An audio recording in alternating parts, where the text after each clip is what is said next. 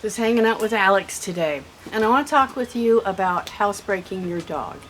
I'm going to break this up into several parts because there's a lot more to it than just housebreaking your dog. So I'll see you in a minute.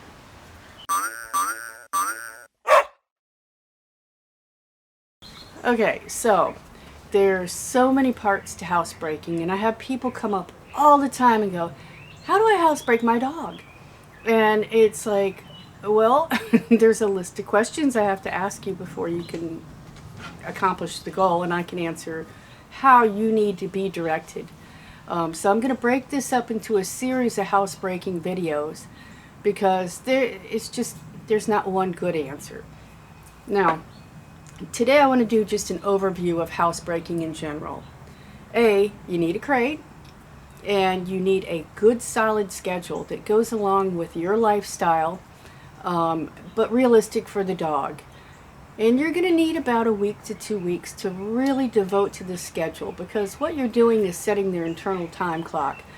And if you don't really put in the time, then you're going to have problems.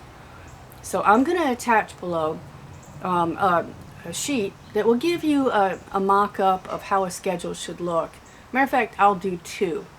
The first week to 2 week schedule, and then the second one will be how you need to follow it throughout. Because here's the thing, two things.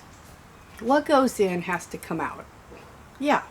And the other thing is, if the dog doesn't know when it's going to get to go out and there's not a regular schedule, well, then it has to go.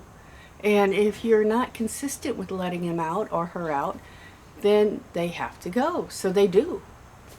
So that's problem number one, is your scheduling and your timing.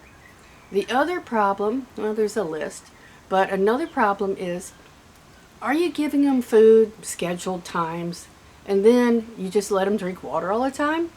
Well, that's a problem, because you can't control it. So if you want to get to the root of housebreaking, you've got to control their intake to control their outtake. So with that in mind, there are other factors that play into it, such as where did the dog come from? Did it come from a breeder, a shelter, a pet store? How old was it when it was in that environment? And also, does your dog have a urinary tract infection, or kidney stones or bladder stones? So there's a long list, and each dog's going to be different. So I'm going to try to hit all the high points so you have a good understanding of what's going to work for your dog. Now, with my dogs, I ended up with 5 puppies all at one time. And it was the hardest housebreaking I've ever done, to be honest with you. And Alex, where are you, Alex? Come here. Come here. Alex, over here. And Alex was really tough to housebreak too, and it was from some of the facts of his upbringing, which are very common when you buy from a breeder. And plus he had a urinary tract infection, and that played a big part in it. Usually that's misdiagnosed by the owner. So you got to take your dog to the vet to really establish what's going on. So in short, we're going to get a good schedule going. Your schedule, you can rewrite it, make it your own, but really keep the schedule real to your life. Be realistic, because like I said, you're setting their time clock, and they need to know and to count on, hey, you're going to be back and you're going to let me out.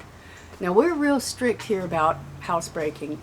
Fortunately, I have 3 males, and none of them lift their legs on anything, thank God.